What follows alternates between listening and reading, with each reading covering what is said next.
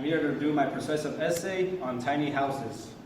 Here's my audience, and I'm going to be showing a power slide just to give you guys a visual aid. Now this is mostly why it's a smart move to buy a small house versus buying a big house. Number one is you want to save money. Everybody loves money. Being in the military, everybody thinks we get paid lots of money, but in reality we are very underpaid. Live less, live with less. No one likes to live in a clutter. No one likes to be a hoarder. This will enforce that. Help save the earth. By having a smaller house, you're going to be requiring less material, less wood, less machines going back and forth, polluting the earth, and in this sense, you will help save the earth. So basically everything is kind of covered. This is going to talk about heating. Obviously, with a smaller room, you heat less and you cool less. I remember when I first moved off base, I had a studio apartment. My electricity bill was maybe $100. Now I have a house, 1,700 square feet. Electricity bill runs about $300. So you can just think about that. You save a lot of money if the smaller you have. Also, if it's going to be a smaller house, then obviously you can make a smaller land. Or if you really want to get a big land and a small house on it, you'll have all that land that you can make profit on, such as grow your own vegetation, have farm animals, whatever you like. That will all be returned profit towards you. Repairs. Say you want to do your whole kitchen renovation. Everybody likes to do that. That's going to be probably around 10 grand for some houses. Now, since your house is going to be so much smaller, less cabinetry, less tile, less black splash, all this stuff means less money that will cost you to renovate your house. If you have a smaller section, you can put more effort and more money into detail versus having a big house and putting less and less into it. Now, according to the 2008 U.S. Census, the average home was approximately 2,520 square feet. Now that would, according to this, it'll just be the basics with mid-range materials, normal foundation, basement, doors and windows, and finishing touches. It would cost you about $295,000 to complete. That's not including to buy the land and to buy the furnishings that will go in it. This is just you living in an empty house. That's it. That would bring it up to about $117 per square feet. A square feet is this right here. That's all it is. So you're basically paying $117 for this little, and then another one here, another one here. The national average says it's about $125. So this is a little bit lower. It don't seem like much, but after you add and add and add feet, that 17 minus that 25 will make a big difference. Now this is saying that in order to get this estimate, that would be that the carpenters and the excavation, all the work that would go into it would be about 70 hours an hour. Electricians, $65 to $85 an hour. Painters, $20 to $35 an hour. Plumbers, $45 to $65 an hour. And this is basically in materials, what it would cost you to build a house. $146,454 in materials alone. And labor, all these guys you would be paying to build your house for you, it was almost exactly the same. And then you would add a little bit more for mechanical, anything that they will rent. Any problems, they would have to rent equipment to dig deeper and so forth. Now, here's the hoarding part. I know a lot of people don't see hoarding because you're in it. You don't think you are one, but some people are shocked. If you ever watch the hoarding show, those people are shocked. They don't even think that they're hoarding. They don't even think that they're doing anything bad. But to other people, it's disgusting. So, like, take for instance this room. This room is pretty big. On average, if this was your room, you would probably only use 30% of this room. Right?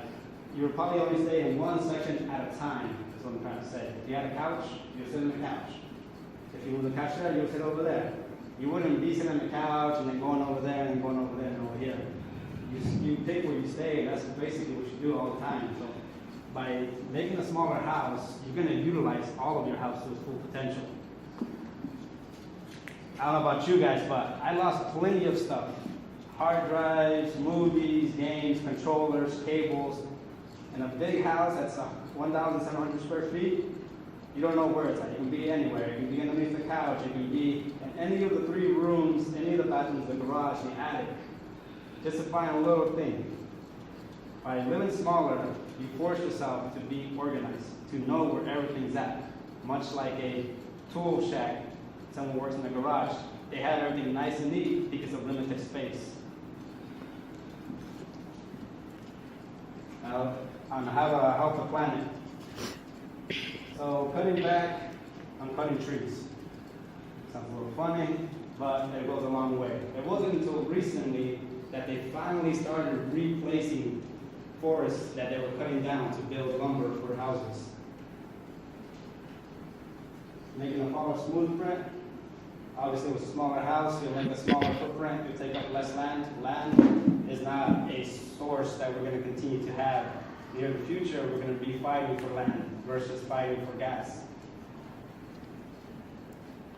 Less materials means less people driving there to cut the materials, driving there to bring it to you, and so forth to build it means less money. Now there are 5 big barriers for you to have a small, tiny house. These are land.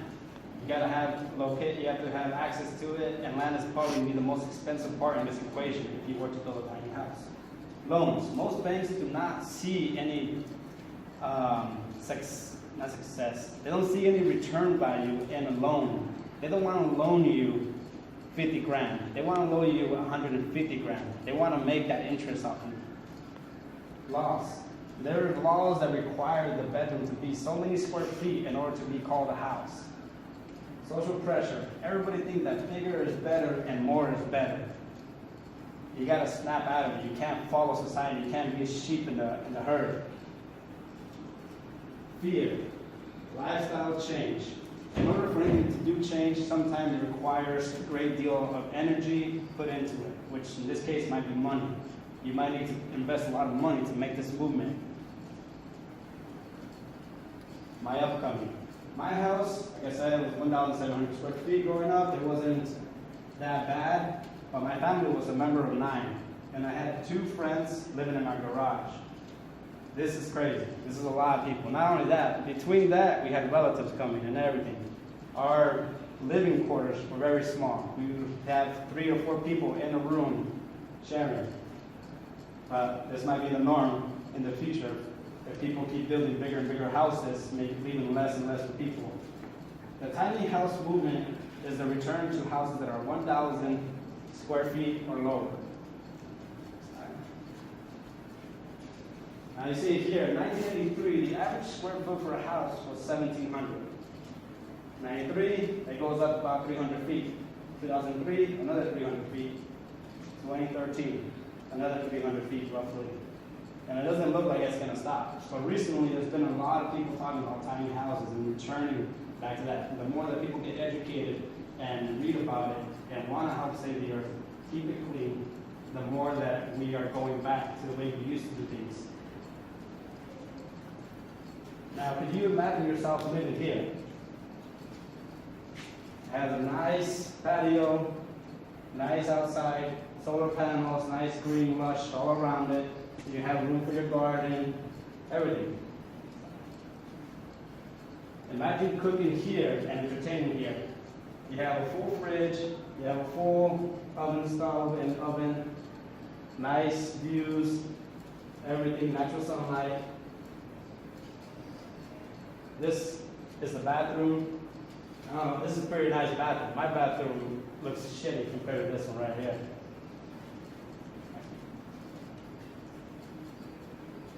And imagine waking up to this. Lots of natural sunlight. The room, people keep thinking the master bedroom needs to be huge. But in reality, all you do in a master bedroom is sleep.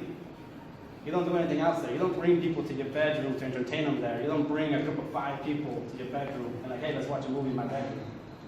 That's weird. In your bedroom, all you do is sleep. So what this does is just bring you some information that it's time for a change. And in order for us to change this, one's got to start with oneself. Do we want to live in a cleaner earth environment with a smaller footprint of carbon monoxide and all this bad toxins that we keep putting into the earth, materials, or do we want to live in a cleaner one? Now, that house that I just showed you, believe it or not, was just 800 square feet. It didn't look like 800 square feet. This is the layout for that exact house that I just showed you. The kitchen, the living room, the bedroom, and the master bedroom, and all that patio outside. 800 square feet. Couldn't even think about that. Now, that's just one floor. If you were to build up to another floor, that's even more footage on the same small footprint. So, I would challenge you guys to live more in a tiny house. That's my reasons for saving money, saving the earth, and cutting back on having less junk.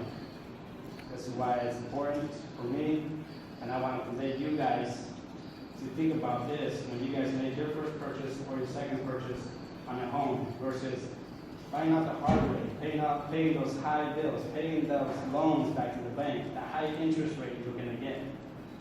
Do you guys have any questions for me?